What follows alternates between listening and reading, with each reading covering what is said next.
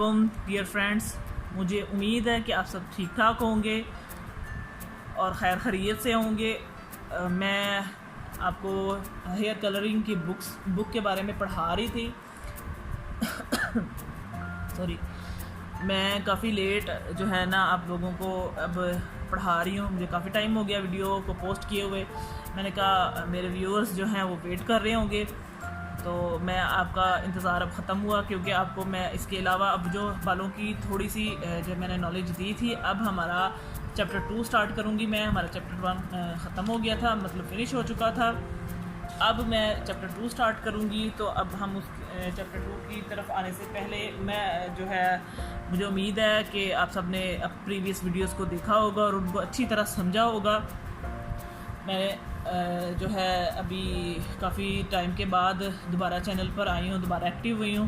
मैं कोशिश करूँगी कि अपने बिज़ी जो है ना शेड्यूल से, स्केड्यूल से थोड़ा सा टाइम निकाल के आप लोगों के लिए वीडियोस बनाऊं और मुझे अच्छे कमेंट्स करें। और जो है ना, मुझे एक कमेंट भी आया था कि ग्रे कवरेज के बारे में बताएं। देखें, आपको जो है अगर मैं सिखा रही हूँ तो इसका मतलब ये नहीं है कि अभी अभी आपको समझना आए फ़ौरन मैं मिड से आपको स्टार्ट कर दूँ। पहले आप बालों को समझे, फिर मैं ग्रे कवरेज की तरफ भी ज़ाहिर है इंशाल्लाह ज़रूर आऊँगी और आपको मज़ीद वीडियोज़ में हर चीज़ डिटेल के साथ मिलेगी।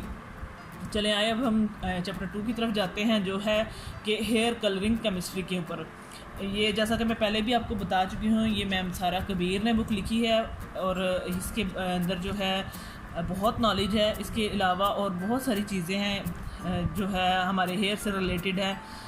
तो अब हमारा चैप्टर 2 है, उसमें हम पढ़ेंगे हेयर कलर।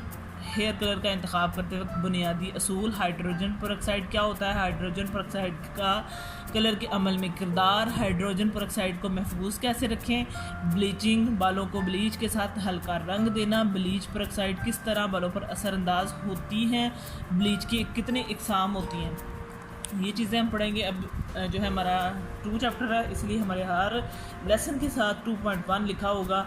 2.1 हमारा फर्स्ट जो है 2.1 मतलब 1 आगे जो नंबरिंग होगी उस चैप्टर लेसन के हिसाब से होगी, लेकिन 2 हमारा साथ ऐड होगा क्योंकि हम 2 लेसन पढ़ रहे हैं। हेयर कलरिंग, हेयर कलर हम पढ़ेंगे। इसके बारे में दुनिया भर में मुख्तलिफ़ इक़साम की हेयर कलरिंग की प्रोडक्ट्स दस्तयाब हैं, जिनमें पिगमेंटेड शैम्पूज़, हफ्तावार इस्तेमाल करने के लिए वीकली रिंस, जो है सेमी परमानेंट कलर और permanent lift deposit hair colours और डिपॉजिट ओनली हेयर कलर्स शामिल हैं। कुछ परमानेंट कलर्स जो टेम्परेरी कलर होते हैं, सेमी परमानेंट कलर, और जो जो पक्के मतलब जो हम कलर लगाते हैं डेमी परमानेंट कलर को परमानेंट कलर भी कहते हैं। इस चैप्टर में हम हेयर कलर्स पर फोकस करेंगे, यानी इसके ऊपर हम हेयर कलर के ऊपर सारा फोकस करेंगे कि हेयर कलर क्या है। हफ्तावार इस्तेमाल होने वाले वीकली रिंस या आर्जी कलर्स अमूमन सफ़ेद बालों को आर्जी कलर देने के लिए इस्तेमाल होते हैं, या फिर जो फेडेड स्ट्रीक्स या ब्रासी हेयर या फेडेड ब्लॉन्ड बालों के लिए इस्तेमाल किए जाते हैं, जैसे कि पोस्टकॉम में शैम्पू फॉर ग्रे हेयर है, मतलब जो बाल फेडेड हो चुके हों या जो ब्रासी जिनके अंदर लुक आ चुकी हो, उनको सिर्फ कलर्स के बगैर मतलब टोनिंग जो करवाने आते हैं, उसको टोनिंग देने से पहले उसको, या उनकी लुक को अगर वो टोनिंग भी नहीं करवाना चाह रहे, उनकी फेडेड जो है बालों को एक अच्छी लुक देने के लिए उनको ग्रे शैम्पू के साथ वॉश करवाया जाता है, जो कि हमारा ब्लू शैम्पू है। और वो फेडेड ब्लॉन्ड या फेडेड स्ट्रिक्स कलर को फ्रेश लुक देता है, जैसे कि आगे लिखा भी है कि उसको वो फ्रेश लुक देता है। इनके अंदर बालों को लाइटर कलर करने की सलाहियत नहीं होती। इसको नॉर्मल शैम्पू के तरीके से इस्तेमाल किया जाता है, लेकिन लगाने के बाद मतलूबा नताइज के लिए इस शैम्पू को ये जो शैम्पू ग्रे शैम्पू है उसको अच्छी तरह बालों पर इमल्सीफाई किया जाता है और फिर वॉश कर देते हैं।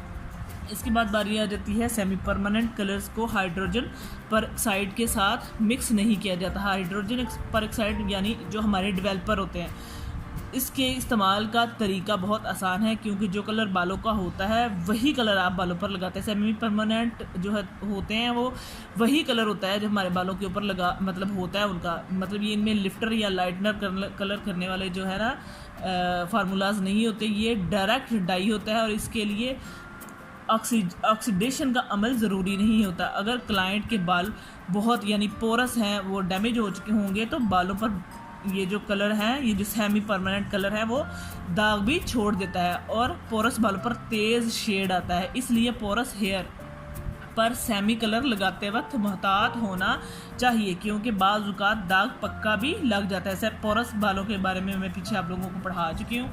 आप मेरी प्रीवियस वीडियो को जाके देखिए तो आपको आसानी से समझ आ जाएगी कि पोरस हेयर क्या होते हैं। इसके बाद बारी आती है सेमी परमानेंट कलर्स देर पा नहीं होते और 5 से 6 वॉशेस पर ख़त्म हो जाते हैं। Deposit only hair colours oxidative होते हैं और इनको पेरोक्साइड की ज़रूरत होती है, यानी इसको हाइड्रोजन पेरोक्साइड की ज़रूरत होती है। इनके साथ लो वॉल्यूम के पेरोक्साइड इस्तेमाल होते हैं। डेमी परमानेंट यानी deposit only colours semi permanent colour की निस्बत देर पा होते हैं। मैंने जैसा कि आपको ऊपर भी बताया था कि ये जो है देर पा कलर होते हैं। सेमी परमानेंट और डेमी परमानेंट कलर के दरमियान सबसे बड़ा फ़र्क ये है कि डेमी परमानेंट कलर के साथ पेरोक्साइड इस्तेमाल होता है। इसके बाद उन्होंने लिखा है नोट, कुछ डिपॉजिट ऑनली हेयर कलर्स एक दर्जे बालों को लिफ्ट भी कर देते हैं, यानी एक दर्जे बालों का कलर लाइट भी कर देते हैं। परमानेंट लिफ्ट या डिपॉजिट हेयर कलर्स मुख्तलिफ इश्काल में दस्तयाब होते हैं, जैसे कि जेल, लिक्विड्स या क्रीम्स।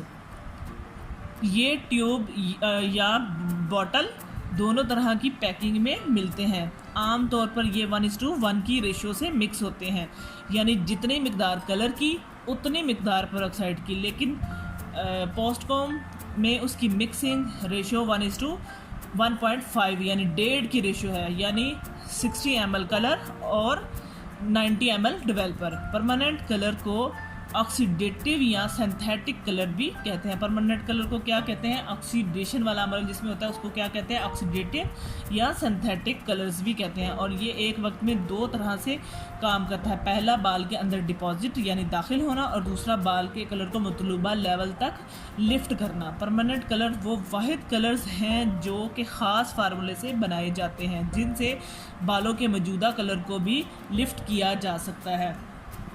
इसके बाद 60 ml प्लस 60 ml का मतलब है 1:1 की रेशो। अगर 60 ml प्लस 120 ml तो इसका मतलब है 1:2 की रेशो। इसके बाद हमारा आता है बैनुल अक़वामी सिस्टम यानी इंटरनेशनल सिस्टम में हेयर कलर डिपॉजिट या लिफ्ट करने की सलाहियत के पैमाने को लेवल सिस्टम कहा जाता है। लेवल सिस्टम किसी भी हेयर कलरिस्ट को ये बताता है कि ये कलर ट्यूब बालों में कितने फ़ीसद कलर को डिपॉजिट करेगी और कितने फ़ीसद बालों के कलर को लिफ्ट करेगी। अगरचा के कलर बनाने वाली तकरीबन तमाम कंपनियां लेवल सिस्टम को ही अपनाती हैं, लेकिन ज़रूरी नहीं तमाम कंपनीज़ का एक ही पैमाना हो। इसलिए हेयर कलरिस्ट के लिए ये जानना ज़रूरी है कि कोई सी भी 2 कंपनीज़ के हेयर कलर्स के रिज़ल्ट में 1 से 2 लेवल का फ़र्क हो सकता है। इसलिए कोई से 2 ब्रांड के रिज़ल्ट मुख्तलिफ होते हैं। अब ये हमारा लेवल सिस्टम है, ये साथ ही बुक पे शो हुआ है। हमारा लेवल सिस्टम भी दिखाया गया और कंपनीज़ के बारे में यहाँ पे बता दिया गया है कि हर कंपनी के जो है रिज़ल्ट में थोड़ा डिफरेंस होता है। हमारा नेचुरल कलर जो है, नेचुरल जो कुदरती जो कलर है वो हमारे बालों के ये होते हैं ब्लैक ब्राउन, डार्क ब्राउन। कुछ कंपनीज जो है ना 2 नंबर नहीं देती, वो सीधा डायरेक्ट मतलब 3 नंबर देती है, क्योंकि इनमें रिजेम्बलेंस है, बिल्कुल ये तकरीबन एक दूसरे के साथ मिलते जुलते कलर है। डार्क ब्राउन, मीडियम ब्राउन, 4 जो है medium brown, 5 light brown, 6 dark blond, 7 medium blond, 8 light blond, 9 very light blond और 10 लाइटेस्ट ब्लॉन्ड। इसके अलावा कुछ जो हैं वो 11 और 12 नंबर भी बनाती हैं, वो इससे भी मज़ीद लाइट मतलब होता है। कंपनीज़ के ऊपर डिपेंड करता है कि वो कौन से कलर को कितना, यानी मैंने जैसा कि पहले बताया है कि 1-2 लेवल का थोड़ा डिफरेंस होता है। मुझे उम्मीद है कि आपको मेरी ये बात यहाँ तक समझ आ गई होगी। आप मेरी इस वीडियो को ध्यान से गौर से समझें और देखें, और आपको लेवल सिस्टम के बारे में भी और हर चीज़ के बारे में और डेवलपर के बारे में और रेशोज़ के बारे में भी कि किस जो है ना कलर के साथ कितनी रेशो यूज़ करनी चाहिए, वो चीज़ भी इंशाल्लाह मज़ीद आगे मैं और बताऊंगी, आपको मज़ीद समझ आएगी। आप इस मेरे चैनल को लाइक करें, सब्सक्राइब करें, शेयर करें और प्यारे प्यारे कमेंट्स करें। बहुत शुक्रिया। अल्लाह हाफिज़।